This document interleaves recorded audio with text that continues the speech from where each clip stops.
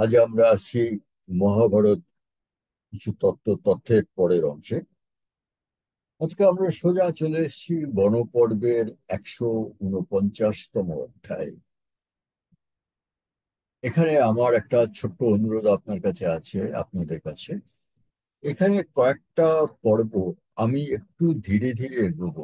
এই জন্যে এই বনপর্বের এই অংশটাতে ব্যাসদেব কিছু গভীর তত্ত্বের অবতারণা করেছেন। এখানে পরপর বেশ কতগুলো অধ্যায় আছে মহাভারতে, যার বক্তব্য অতি গভীর তত্ত্বপূর্ণ, যেটা আমার মতো একজন সাধারণ লোকের পক্ষে আপনাদের বোঝানো বেশ কষ্টকর। তাই আমি নিজেই একটু ধীরে ধীরে এগোবো। আশা করব এর মূল তত্ত্বটা আপনাদের কাছে পৌঁছবার জন্য চেষ্টা করব। 149তম অধ্যায়ের 10 নম্বর শ্লোকে এখানে আমরা এসেছি। অ্যাকচুয়ালি পাণ্ডবরা তীর্থ পরিক্রমায় যখন হিমালয়ে গন্ধমাদন পর্বতে অবস্থান করছিলেন, ওনারা বহুদিন গন্ধমাদন পর্বতে ছিলেন, তখন একদিন ঘটনাচক্রে ভীমের সঙ্গে বীর হনুমানের সাক্ষাৎ হয়। এর পিছনে কিছু গল্প আছে, গল্পগুলো আমরা ছেড়ে দিচ্ছি। এখানে আমি একটু যোগ করেছি, মনে রাখতে হবে হনুমান ছিলেন ত্রেতা যুগে পবন দেবতার পুত্র, আর ভীম ছিলেন দাপর যুগে পবন দেবতার পুত্র। অর্থাৎ সম্পর্কে হনুমান ছিলেন ভীমের বড় ভাই। তারা যখন শেষ পর্যন্ত পরস্পরের পরিচয় পেলেন, তখন ভীম অনেক সম্মানের সঙ্গে বীর হনুমানকে একটা তত্ত্ব বুঝিয়ে দেওয়ার কথা বললেন। সেই সেখানে নানা কথোপকথনের পর ভীম বীর হনুমানকে জিজ্ঞেস করলেন জানার জন্য যে, হে বীর, যুগ সংখ্যাং সমাচক্ষ আচরং চ যুগে যুগে। হে বীর হনুমান, যুগ সংখ্যা, যুগ কতগুলো হয়, আর সমাচক্ষ আচরং চ যুগে যুগে, যুগে যুগে মানুষের আচার বিচার, ধর্ম অর্থ কামনার ভাব দর্শন, ধর্ম কাম অর্থ ভাবাংশ কর্ম বীর্যে ভবাভব।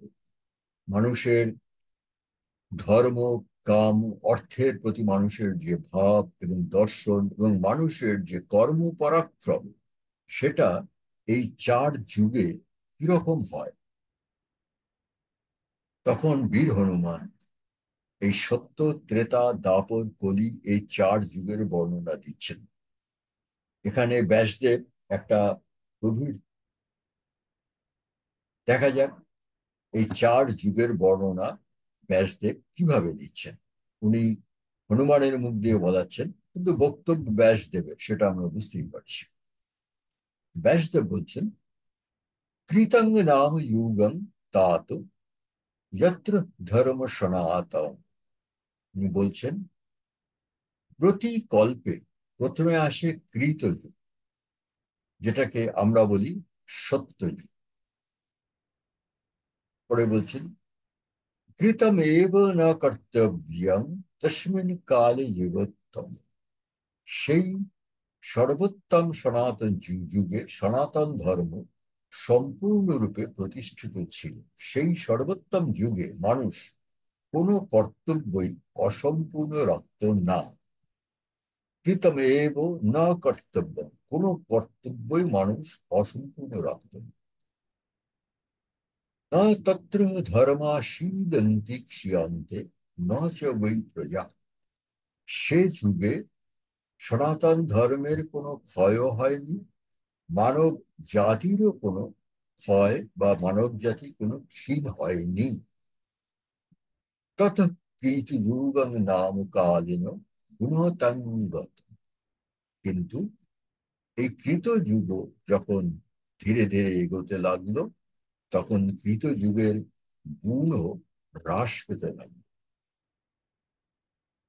এই কৃতযুগ বা সত্যযুগ কত হাজার বা কত লক্ষ বছরের ছিল সেটা মহাভারতের অন্য একটা অংশে আমরা পরে দেখব, এখন তার মধ্যে যাচ্ছি না।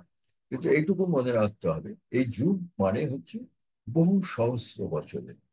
এই সহস্র বছরের একটা যুগের মধ্যেই মানুষের পরিবর্তন হতে থাকে। সেই পরিবর্তনগুলো নিয়ে ব্যাসদেব আলোচনা করছে। আর এখানে আমি আপনাদের জন্য আমাদের অন্য একটা জায়গা থেকে তুলেছি, এই সত্যযুগকে কৃতযুগ কেন বলা হয়। কৃতম এব সর্বং শুভং যস্মিন যুগে বলে একটা আমাদের সংস্কৃতির কথা আছে। কৃতম এব সর্বং শুভং যস্মিন যুগে, এর মানে হচ্ছে যে যুগে সব শুভ কর্মই সুসম্পন্ন হতো, কোনো কিছুই পড়ে থাকতো না। এই জন্য এই ক্রি ধাতু থেকে এই যুগের নাম এসেছে কৃত যুগ।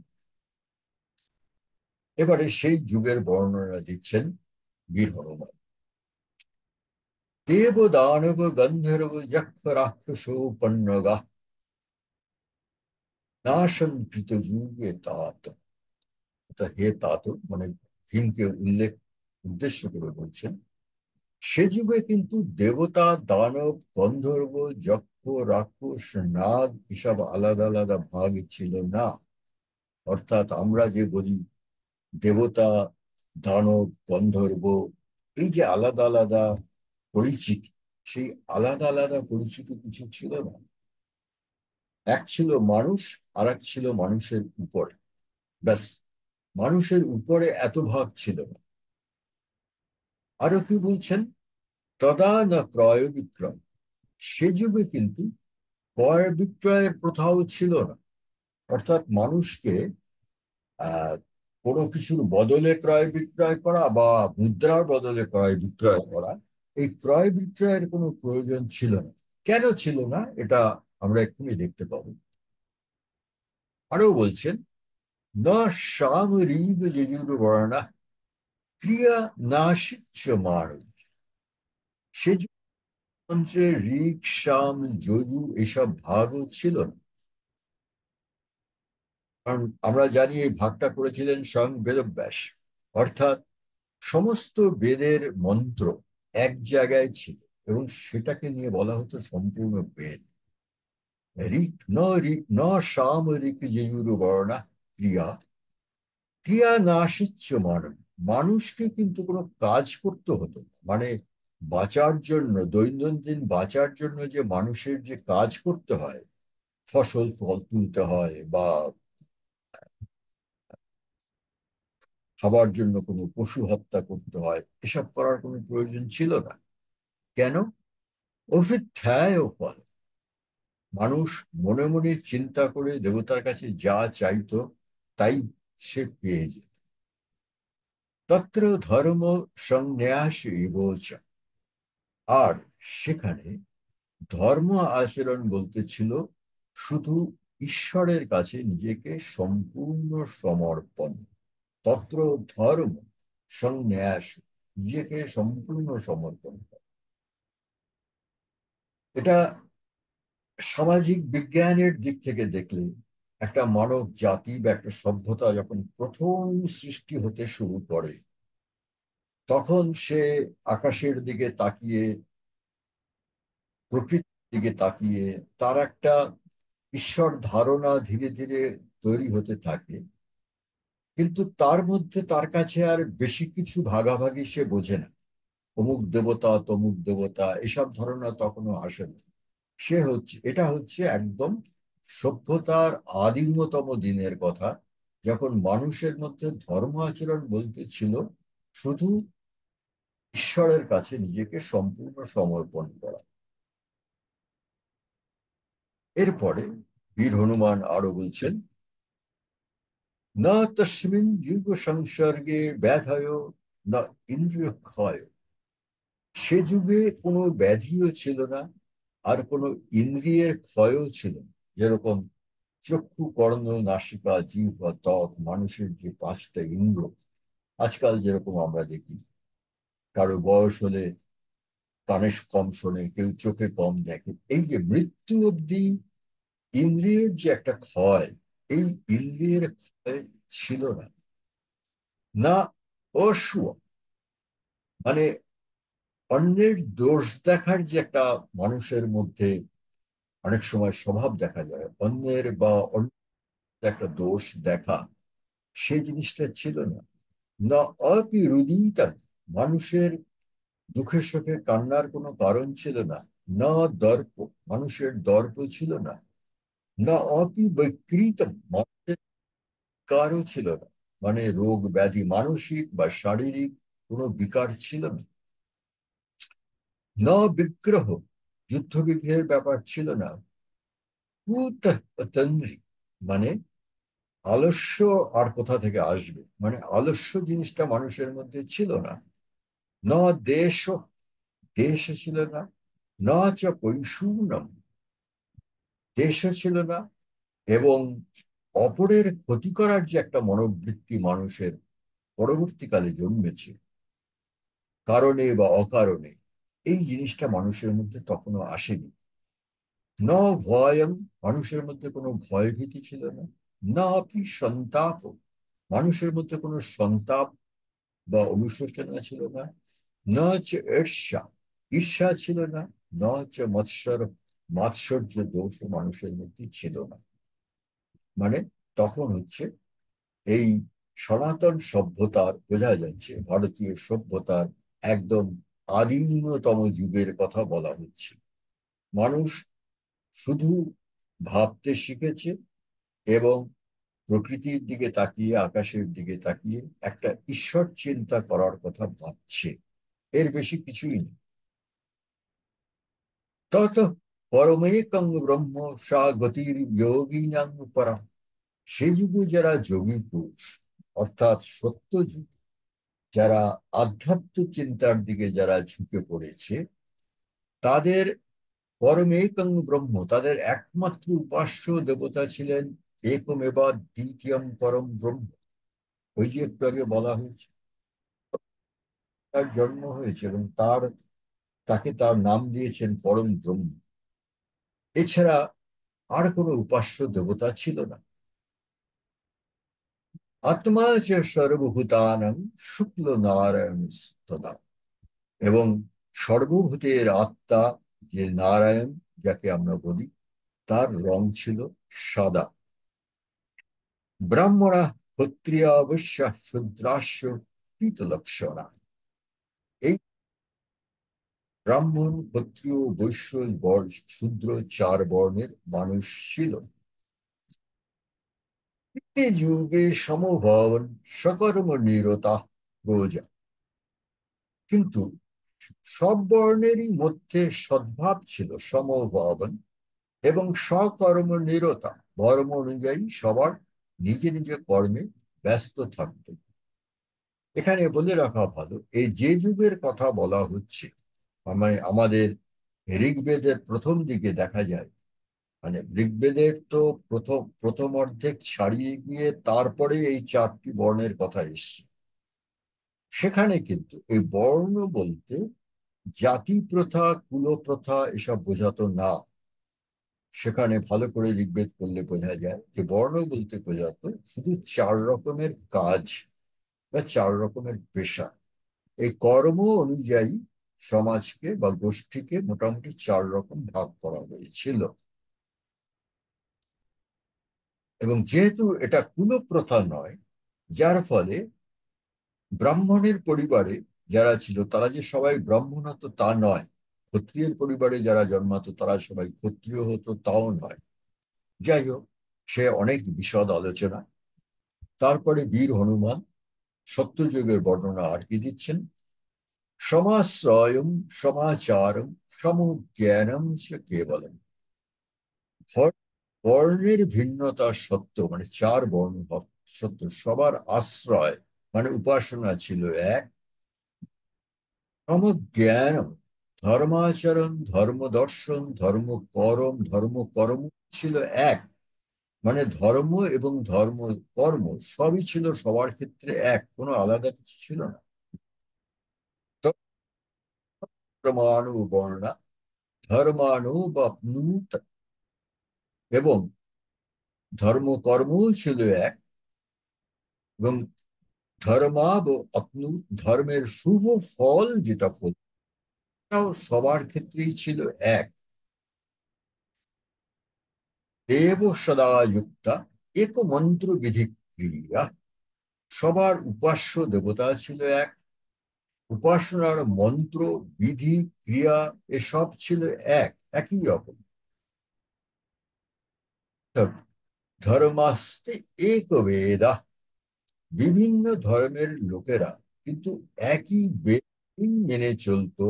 এবং ধর্মম এক অনুব্রতা, সবাই একই ধর্মের অনুগামী ছিল। এই হচ্ছে সত্য যুগের মানুষের ধর্ম দর্শন চিন্তা। আর কি বলছেন? চাতুরাশ্রমযুক্তেন কর্মণা কাল যোগিনা। চারু বর্ণের মানুষ সময় মতো নিজ নিজ কর্ম সুসম্পন্ন করত। অকাম ফল সংযোগ, মানে কর্মফলের সঙ্গে মানুষের কোনো চিন্তার যোগ ছিল না। সোজা কথায় বলতে মানুষের কর্মফলের আসক্তি ছিল। মানুষ নিজ নিজ বর্ণ অনুযায়ী কর্ম করত, কিন্তু ফলের আশা করে কেউ কর্ম শুরু করতো না। সে জানতো আমার এটা করতে হবে, তাই সে করত। সেই জন্য প্রাপ্নুবন্তী পরাঙ্গ, সেই আসক্তি ছিল না বলেই তারা মৃত্যুর পরে সবাই পরম গতি লাভ করত। ধর্ম নিরপেক্ষ, ভাই সরি, বর্ণ নিরপেক্ষ চারি বর্ণের মানুষ সবাই মৃত্যুর পরে পরম গতি লাভ করত। আর বলছেন কি? আত্মযোগ সমাযুক্ত, আত্মসংযম এবং ধর্ম এবং কৃত লক্ষ্য। কৃত যুগের লক্ষণই ছিল আত্মসংযম আর ধর্মের প্রতি অনুরাগ। কৃতি যুগে চতুষ্পাদ চতুর্বর্ণ শাশ্বত। সনাতন ধর্মের চারি অংশই, চারটি অংশই মানে সম্পূর্ণ সনাতন ধর্মেই সব মানুষের মধ্যেই বিদ্যমান ছিল। অর্থাৎ বলছে সনাতন যুগে এই যে চারটি বর্ণ, ব্রাহ্মণ, ক্ষত্রিয়, বৈশ্য, শূদ্র, চার বর্ণের মানুষের মধ্যেই সনাতন ধর্মের 100% বিদ্যমান ছিল। এরপরে এই তো ছিল সত্যযুগ। কিন্তু বলা হয়েছে একটা যুগ বহু সহস্র, বহু লক্ষ বছর ধরে চলে। কত বছর ধরে চলে সেটা আমরা পরবর্তীতে একটা জায়গায় দেখব। তো যখন এই যুগটা চলতে থাকে তখন এই ধর্ম চিন্তারও একটা হ্রাস পেতে থাকে। পেতে পেতে এবারে বীর হনুমান বলছেন এতৎ কৃত যুগ, এই তো কৃত যুগের কথা তোমাকে বললাম, এতৎ কৃত যুগম নাম, এই হচ্ছে কৃত যুগ। কিন্তু এর পরে ত্রৈগুণ্য পরিবর্জিতম ত্রেতামজ, এর পরে এলো ত্রিগুণের সুসমন্বয় বর্জিত ত্রেতা যুগ। অর্থাৎ ত্রেতা যুগ যখন এলো তখন দেখা গেল মানুষের মধ্যে সত্য, রজ, তম এই তিনটি গুণের যে একটা কম বেশি সুসমন্বয় থাকবে স্থান, কাল, পাত্র ভেদে, যার গভীর তত্ত্ব উপনিষদে অনেক আলোচনা হয়েছে, এখানে ঠিক অতটা আলোচনার জায়গা নেই। এই তিনটে গুণের যে সুসমন্বয় নিয়ে মানুষ বেঁচে থাকে বা কর্ম শুভ কর্ম করে, এই সুসমন্বয়টা চলে গেল। ত্রৈগুণ্য পরিবর্জিত ত্রেতামপি নিবোধোতং, হে ভীম তুমি শোনো, ত্রেতা যুগে কিন্তু এই সমন্বয়টা চলে গেল। আর ত্রেতা যুগে কি শুরু হলো? যস্মিন সত্রং প্রবর্তত, যজ্ঞ অনুষ্ঠান শুরু হলো। এই যজ্ঞ অনুষ্ঠান, কোন ধার্মিক অনুষ্ঠান কিন্তু সত্যযুগে ছিল না। মানুষের শুরু ছিল একমাত্র উপাসনা এবং ধ্যান। এবারে শুরু হলো যজ্ঞ অনুষ্ঠান, এটা ত্রেতা যুগে শুরু হলো। হ্রাস হতে ধর্ম, ধর্মের এক অংশ হ্রাস পেয়ে গেল বা শেষ হয়ে গেল। রক্তাং ইয়াতি চচ্যুত, তাই অচ্যুত পরমেশ্বরের রং হয়ে গেল লাল। সত্য যুগে ছিল সাদা, ত্রেতা যুগে এসে হলো লাল। সত্য প্রবৃত্তাস নরা, তবুও মানুষ সত্যপরায়ণ ছিল।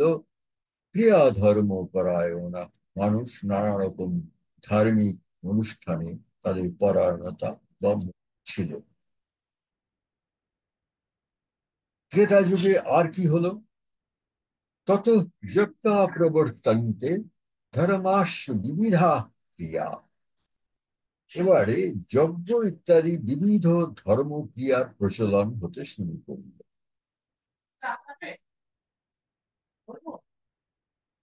ত্রেতায়াং ভাব সংকল্প ক্রিয়া দান ফলোপদ। ত্রেতা যুগে এসে কি হলো? ভাব সংকল্প, মানুষ তার কোনো কিছু চাইছে, সংকল্প একটা, যেটা একদম আজকের দিনে অনেকের মুখে একটা কথা শুনি, মানত করা, মানে কিছু একটা চেয়ে দেবতার কাছে সমর্পণ করা। সেই সংকল্প করে মানুষ নানা রকম ক্রিয়া দান এসব শুরু করল। অর্থাৎ সত্য যুগে যেটা ছিল, শুধু ঈশ্বরকে চিন্তা করে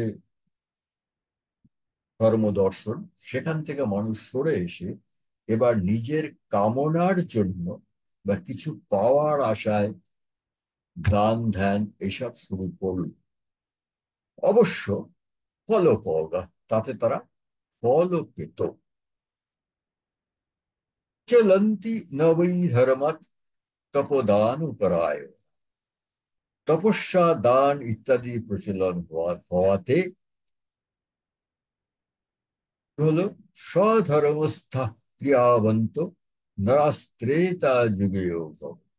মানুষ নিজ নিজ বর্ণ অনুসারে ধর্মকর্মে মনোযোগী হলো। এবারে এই নিজ নিজ বর্ণ অনুসারে কথাটা এলো, কারণ দেখা যাচ্ছে মানুষ এবার ধর্ম কর্ম করছে আকাঙ্ক্ষার বশে।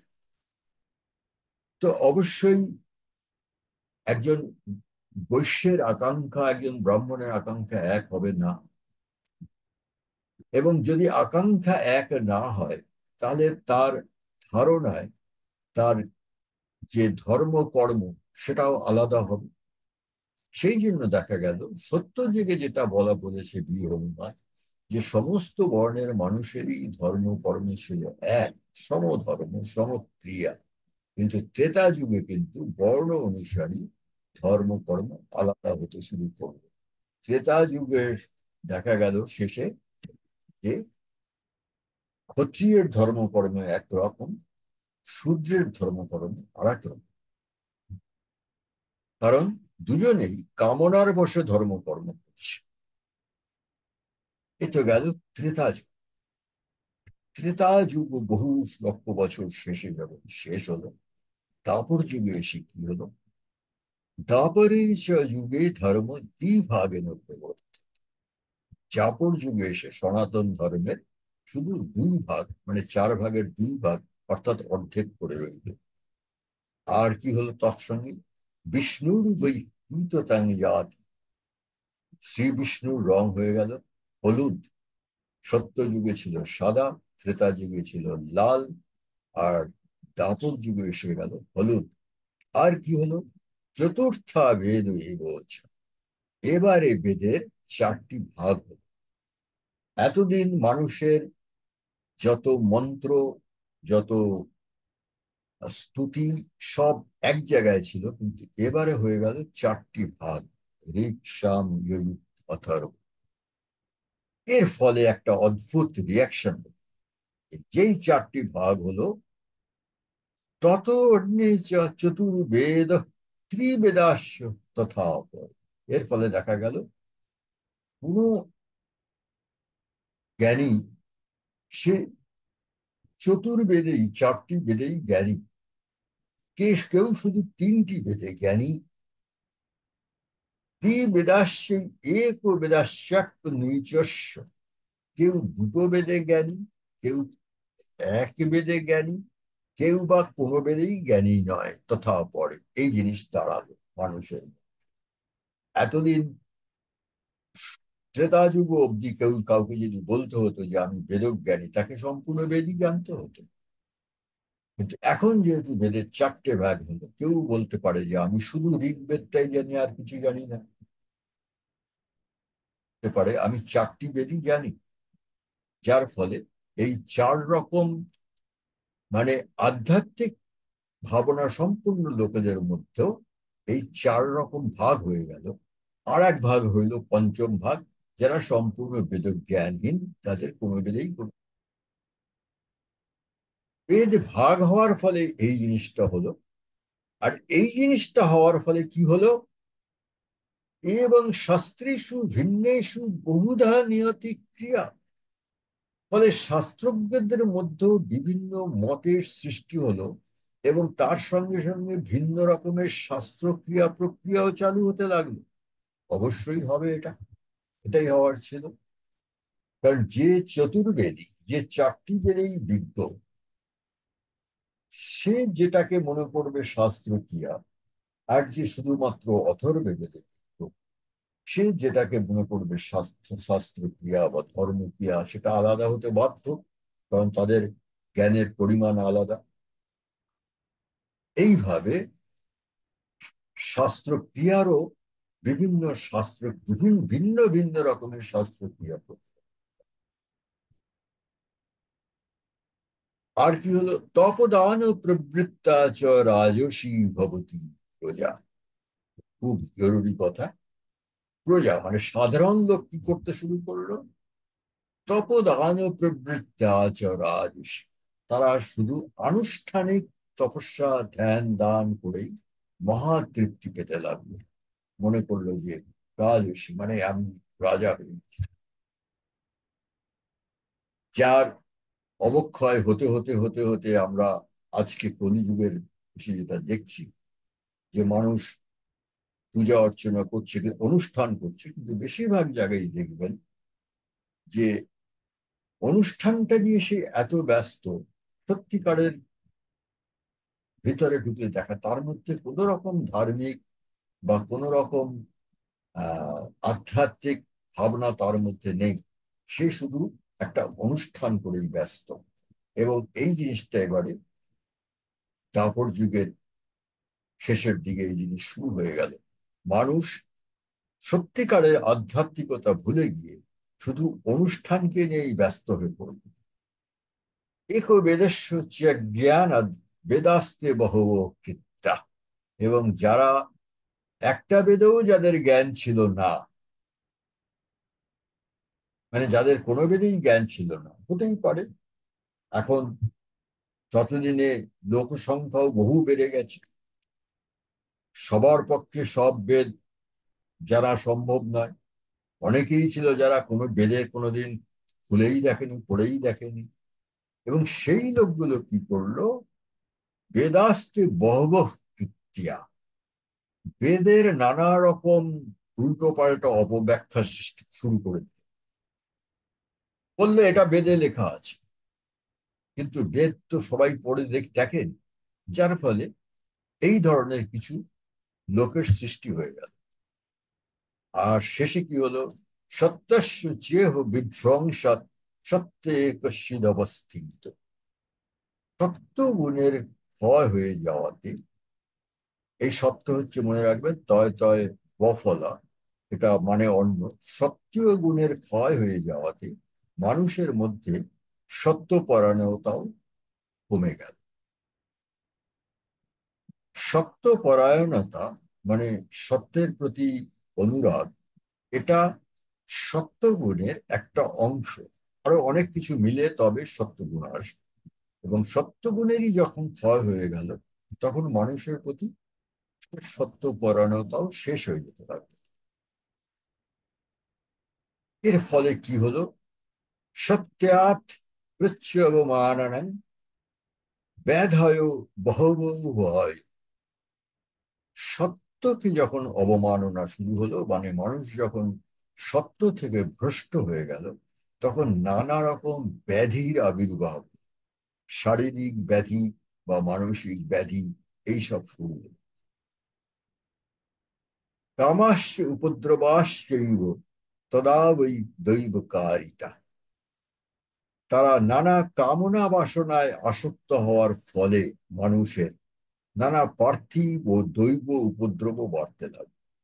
পার্থিব উপদ্রব মানে ঝগড়া ঝাঁটি, যুদ্ধ বিগ্রহ, মারামারি, অসুখ বিসুখ।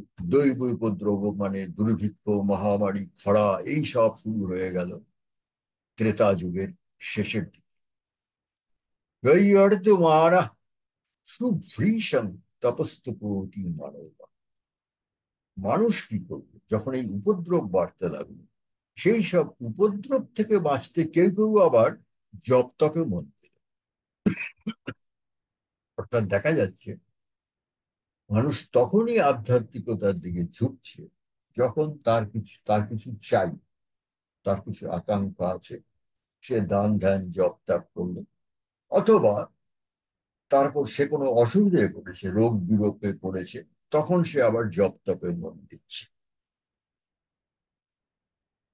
এই যে মানুষের এই যে অবস্থা, এগুলো আমি বহুদিন আগে আপনাদের কাছে একটা বইয়ের নাম উচ্চারণ করেছিলাম।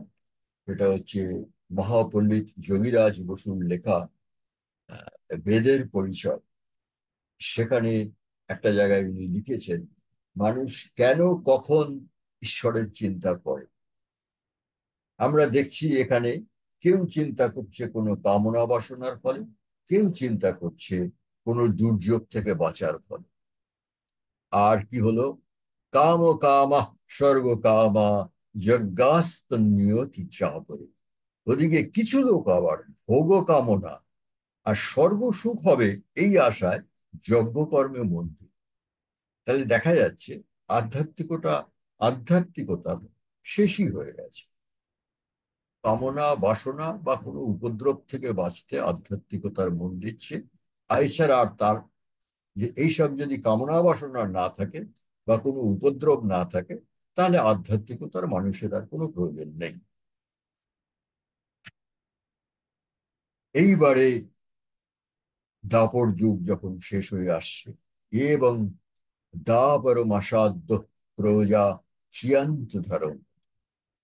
এবারে দাপর যুগের শেষে মানুষের আধ্যাত্মিক ভাবনা প্রায় শেষই হয়ে যায়, যেটা আমরা কলিযুগে আজকে দেখতে পাচ্ছি। পদিনৈকেন কুন্তেয় ধর্ম কলিযুগে স্থিত। হে কুন্তি পুত্র ভীম, কলিযুগে ধর্মের মাত্র একটা অংশই থাকবে কলিযুগের শুরুতে। কলিযুগের শেষে তাও শেষ হয়ে যায়। আরো বলছেন, আচ্ছা এখানে কিন্তু বীর হনুমান বা ব্যাসদেব কলিযুগের কথা বলছেন, কিন্তু ওনারা কিন্তু বলছেন দাপর যুগে বসে, তখনও কলিযুগ আসেনি। আমাদের দেখে নেওয়া উচিত, আপনাদেরও বুঝে নেওয়া উচিত, ব্যাসদেব কলিযুগের যে বর্ণনা দিচ্ছেন সেটা আজকে আমরা যারা কলিযুগে আছি আমাদের কাছে কি মনে হচ্ছে, উনি সঠিক বলেছিলেন না ভুল বলেছিলেন? আরো বলেছেন, তামসং যুগমাসাদ্য কৃষ্ণ ভবতী কেশব। এই কলিযুগ যখন আসবে, তখন অন্ধকারাচ্ছন্ন কলিযুগ, তামসং যুগমাসাদ্য, তখন ঈশ্বর কেশবের রং হবে কৃষ্ণ, কালো হবে। বেদাচারা প্রসম্মন্তি ধর্মযজ্ঞ ক্রিয়া। বৈদিক আচার, ধর্ম, যজ্ঞ, ক্রিয়া সব ধীরে ধীরে লোপ পেয়ে যাবে। এটা আমরা দেখতেই পাচ্ছি। এখন যেটা আমাদের রয়ে গেছে শুধু সেটা হচ্ছে কিছু অনুষ্ঠান। এর বেশি আমরা সত্যি কেউ কিছু করিনি। ইতয় ব্যাধয় অন্ত্রী দোষা প্রধাদস্তথা। ক্রমে মানুষের মধ্যে নানা আলস্য, ক্রোধ ইত্যাদি দোষ, রোগ ব্যাধি আর উপদ্রব প্রবর্তন্তে আধয় উদ্ভয়ং তথা। নানা রকম রোগ ব্যাধি, দুর্ভিক্ষ ইত্যাদি উপদ্রবের উৎপত্তি হবে কলিযুগে। এটা দাপর যুগে বসেই ব্যাসদেব বলে দিচ্ছেন যে কলিযুগে এইসব শুরু হবে। বর্তমানেশু ধর্ম বিবর্তনে পুনঃ। ব্যাসদেব বলছেন যুগের বিবর্তনের সঙ্গে সঙ্গে ধর্মেরও বিবর্তন এবং ক্ষয় হতে থাকে। ধর্মে ব্যবর্তমানে তু লোক ব্যবর্ততে। অর্থাৎ কি সুন্দর গুছিয়ে বলেছেন যে যুগের বিবর্তনের সঙ্গে সঙ্গে ধর্মেরও বিবর্তন হতে থাকে, আর ধর্মের বিবর্তনের সঙ্গে সঙ্গে মানব জাতিরও বিবর্তন হতে থাকে। আজকে চোখের সামনেই চোখ কলিযুগে দেখতে পাচ্ছি। আমরা আজকের এমন অনেক কিছু দেখি, শুনি খবরের কাগজে, যেটা আজকে থেকে 10,000 বছর আগে হয়তো কেউ চিন্তাই করতে পারতেন না। শেষে উনি বলছেন, লোকে ক্ষীণে ক্ষয়ং ইয়ান্তি ভাবা লোক প্রবর্তক। মানুষ জাতির ক্ষয়ের সঙ্গে সঙ্গে লোকে ক্ষীণে ক্ষয়ং ইয়ান্তি ভাবা লোক প্রবর্তক। এই যিনি লোক প্রবর্তক, যিনি মনুষ্য জাতির স্রষ্টা, তার সম্বন্ধে আমাদের যে ভাবনা, তার সম্বন্ধে আমাদের যে ধারণা, তার সম্বন্ধে আমাদের যে জ্ঞান, সেটাও কিন্তু শেষ হয়ে যায়। এটা দেখুন, সত্যি কথা ব্যাসদেব দাপর যুগে বসে বলেছে। আপনারা একটু চারিদিকে খোঁজাখুঁজি করলেই দেখবেন যে যিনি এই সৃষ্টিকর্তা, তার সম্বন্ধে আপনার চারিদিকে কটা লোক কতটুকু জানে, বা যদি নাও জেনে থাকে কতটুকু সে জানার চেষ্টা করে। কেউ কি করে? খুব কম। আমার তো মনে হয় 1 লক্ষ মধ্যে হয়তো একজন এটা জানার কথা ভাবে, এটা জানলে ভালো হয় যে সেই ঈশ্বর যিনি আমাদের সৃষ্টি করেছেন তিনি কে। আর শেষে ব্যাসদেব বলছেন, যুগক্ষয় কৃতা ধর্মা প্রার্থনানি বিকর্ম। যুগক্ষয়ের সঙ্গে সঙ্গে যখন ধর্মেরও ক্ষয় হয়ে যাবে, তখন আনি বিকুরবতী, তখন ঈশ্বরের প্রতি প্রার্থনার কিন্তু কোনো ফল হবে না, উল্টো বিকুরবতী, কখনো কখনো উল্টো ফল দেবে। এটা তো আমরা দেখতেই পাচ্ছি। আজকে যখন আমরা ঈশ্বরের কাছে প্রার্থনা করি, অমুক তমুক, যত মন দিয়েই করি, কোনো ফলই ফলে না, কখনো কখনো দেখি উল্টো ফল ফলে। এ তৎ কলিযুগং নাম অচিরাদ যৎ প্রবর্ততে।